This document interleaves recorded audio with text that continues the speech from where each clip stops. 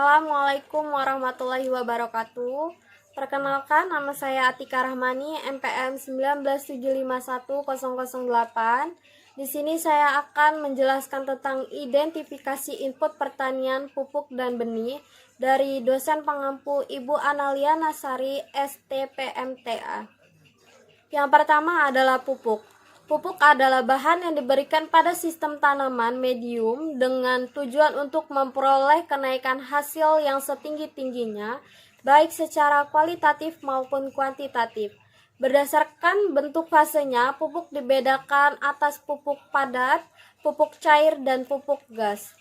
Berdasarkan jumlah unsur haranya yang terkandung di dalam pupuk, dikelompokkan menjadi dua, yaitu pupuk tunggal dan pupuk majemuk. Pupuk NPK Mutiara 1616 ini merupakan kategori pupuk majemuk. Pupuk NPK Mutiara 1616 adalah salah satu jenis pupuk yang diproduksi Yara International ASA, perusahaan agrokimia yang berpusat di Oslo, Norwegia.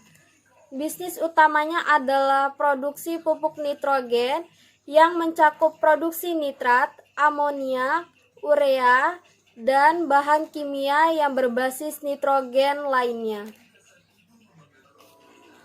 Di Indonesia, pupuk NPK Mutiara 1616 ini didistribusikan oleh PT Maroke Tetap Jaya berkantor pusat di Medan, Sumatera Utara. Selama ini PT Maroke Tetap Jaya dikenal sebagai perusahaan distributor pupuk di Indonesia yang menawarkan lebih dari 30 pupuk, termasuk pupuk gizi tunggal, pupuk multinutrisi atau pupuk majemuk, dan pupuk larutan air.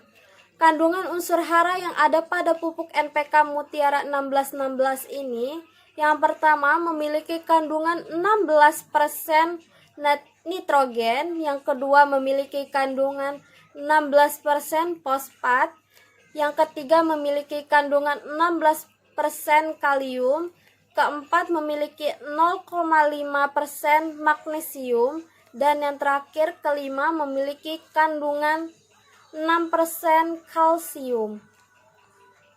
Pupuk NPK Mutiara ini memiliki dua unsur yang sangat bermanfaat bagi tanaman, yaitu unsur mikro dan unsur makro. Pupuk ini berbentuk granul atau butiran berwarna biru langit dan mudah larut dalam udara.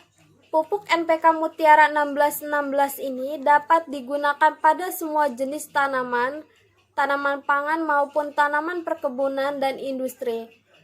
Pupuk NPK Mutiara biasanya diaplikasikan sebagai pupuk dasar maupun susulan.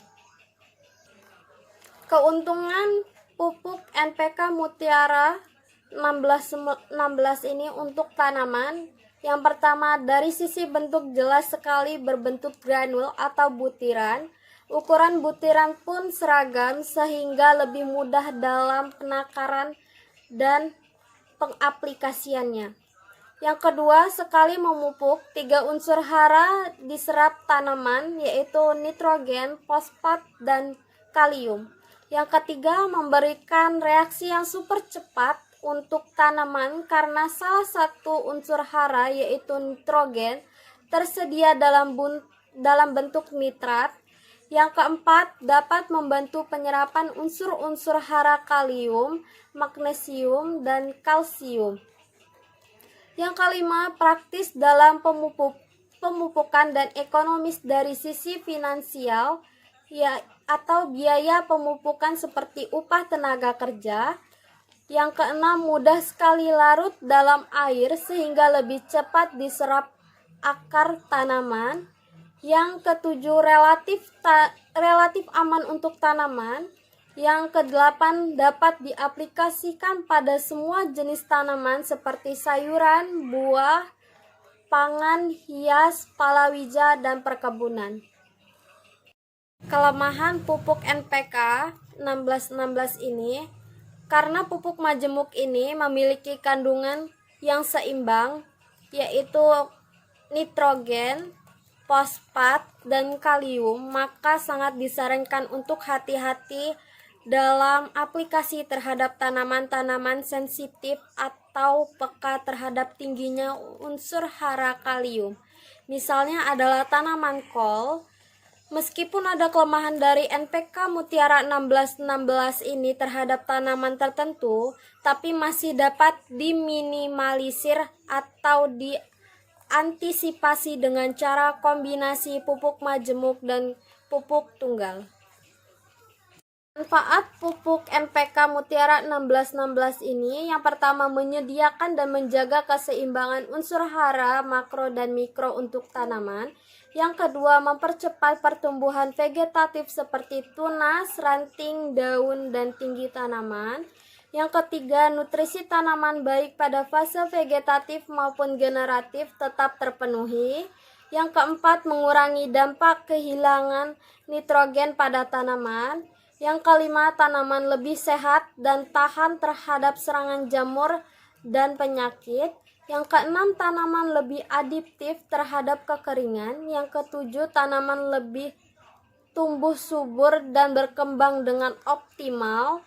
Yang kedelapan, mempercepat pembungaan dan pembuahan.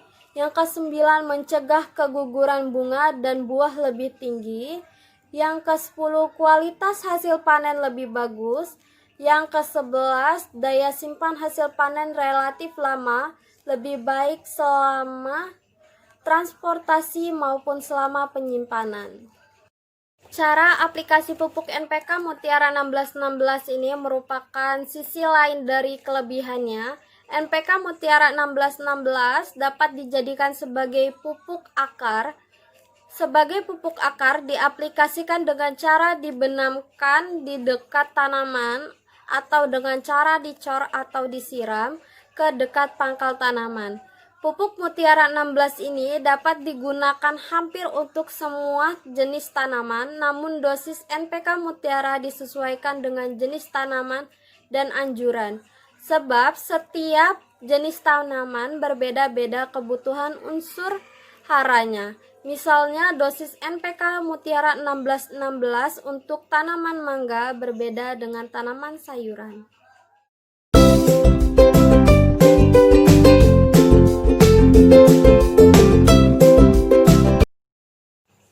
Benih adalah biji yang dipersiapkan untuk tanaman, telah melalui proses seleksi sehingga diharapkan dapat mencapai proses tumbuh yang besar. Benih siap dipanen apabila telah masak. Ada beberapa fase untuk mencapai satu tingkat kemasakan benih, yaitu fase pembuahan, fase penimbunan, zat makanan, dan fase pemasakan. Benih unggul adalah benih tanaman yang memiliki potensi tinggi dalam hasil, kualitas yang terbaik, tahan terhadap berbagai hama dan penyakit, serta umur panen yang lebih cepat. Ciri benih unggul, benih adalah bahan pertanaman berupa biji yang berasal dari biji yang terpilih, sedangkan biji yang terpilih adalah biji yang telah mengalami seleksi atau pemilihan. Cirinya yang pertama adalah benih tersebut diketahui varietasnya dan bersertifikat atau berlabel. Yang kedua, tingkat kemurniannya mencapai 98%. Yang ketiga, daya tumbuhnya di atas 90%. Yang keempat, bernas dan berseragam. Yang kelima, potensi hasilnya tinggi. Yang keenam, sehat artinya bebas dari infeksi jamur dan bersih dari hama penyakit. Sawi hijau adalah salah satu sayuran daun populer di Indonesia. Nama lainnya adalah sawi bakso atau karena menjadi sayuran daun pendamping dalam penyajian bakso, atau caisim atau caisin dari nama bahasa Kanton choisum yang harfiah berarti hatinya sayuran. Jenis sawi lain yang juga kadang-kadang disebut sawi hijau adalah pakcoy atau petsai atau sawi sendok.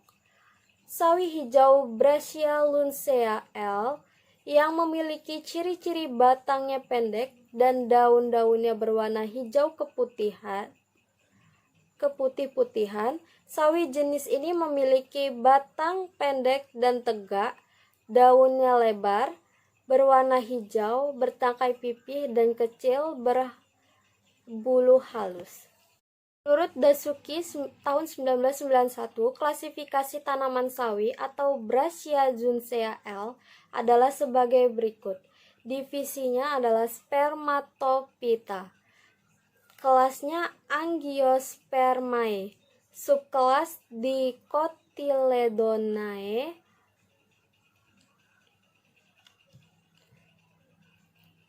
Ordo Papavoralis. Familinya Brassiaceae, genus Brassia, spesies Brassia zunsea L.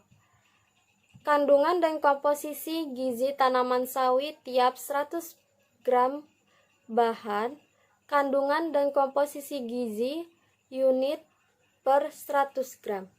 Energi atau kal 21,0, lemaknya gram 0,3, proteinnya gram 1,8, karbohidratnya gram 3,9, seratnya gram 0,7, abunya gram 0,9, fosfor gram 33,0, zat besinya Mg 4,4, natriumnya Mg 20,0, kaliumnya Mg 323,0, vitamin A Si 3600,0, kalsiumnya Mg 147,0, vitamin C Mg 74,0, niacin Mg 1,0. Manfaat sawi hijau yang baik untuk kesehatan: yang pertama, mengandung antioksidan, 2, untuk detoksifikasi, 3, mencegah kolesterol, 4, kaya akan serat, 5, sumber fitokimia, glukosinolat dan fenol, 6, menjaga kondisi tubuh tetap fit, 7, mengobati psoriasis, 8, mencegah menopause, 9, mengatasi beberapa gangguan pernapasan, 10, sumber nutrisi, 11, baik untuk kesehatan tulang. Cara menanam sawi hijau: yang pertama, pemilihan benih, yang kedua, proses penyemaian, yang ketiga, pengolahan lahan tanaman, yang keempat, langkah penanaman, yang kelima, proses perawatan, yang keenam, proses penyiraman, ketujuh, proses penjarangan, ke-8, proses penyulaman, ke-9, proses penyiangan, ke-10, proses pemupukan, ke-11, penanggulangan hama, yang ke-12, proses pemanenan. Sekian dari saya. Wassalamualaikum warahmatullahi wabarakatuh.